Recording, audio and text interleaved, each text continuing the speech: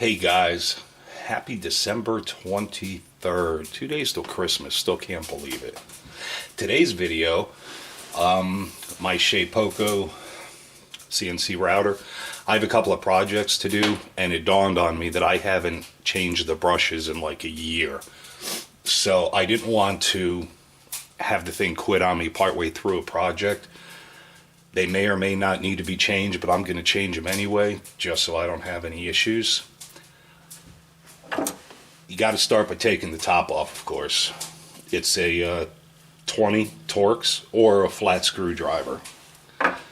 Once you get the 4 screws out, I've already done it, so you didn't have to wait for me to do that. Just rock it back and forth and lift it off. There's no surprises, no springs are going to fly, nothing's going to get silly. And actually, it's really easy to change these. Kind of position this a little better so hopefully you can see better. Let me see if you can see what I see. Can you see what I see? Okay. So of course there's 2 brushes, one on each side, and they're right here. So you have to, and it's easier with a small pair of needle nose, pop the connector off here, which is this part. And then it's easiest if you have a little pick or a small screwdriver, and this can be a little tricky. You have to get this spring off of it. And they were nice enough to give you this little ledge to set the spring on so you're not fighting it. And then basically you just slide out the old brush. And yeah, it's probably a quarter of the way consumed, but I'm going to replace it anyway. So you just slide the new one in.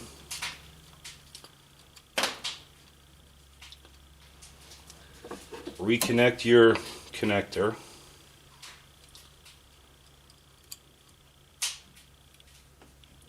And the new ones always go on a little harder than the old ones came off because they haven't been detented yet.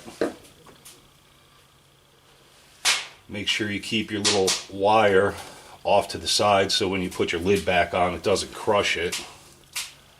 Take your little spring ding. Make sure it's in between the 2 grooves. If you look on the brush, there's well, 2 standoffs where the spring sits in. Just make sure the spring is set in the middle of that. And that's it. That's all there is to it. That brush is done.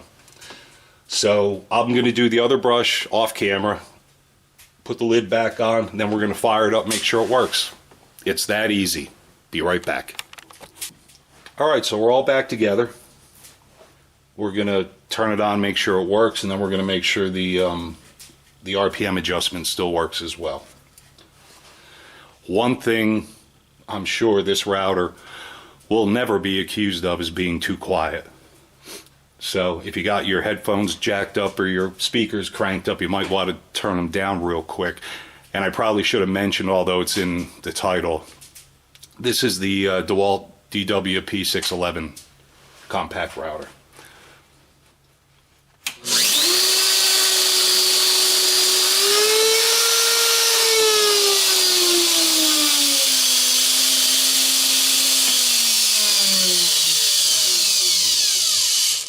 So we're in good shape. And again, the screws up top, flat screwdriver or a 20 Torx, and a pick and a small pair of needle nose really make it easy. Alright guys, just thought maybe I'd do this video in case somebody else was thinking about or needing to do that. If you flip your router on, it doesn't turn on, don't throw it away just yet. Check those brushes because that's the symptom. The router just won't come alive if the brushes are worn. Alright guys, enjoy your day and we'll talk soon. Take care now.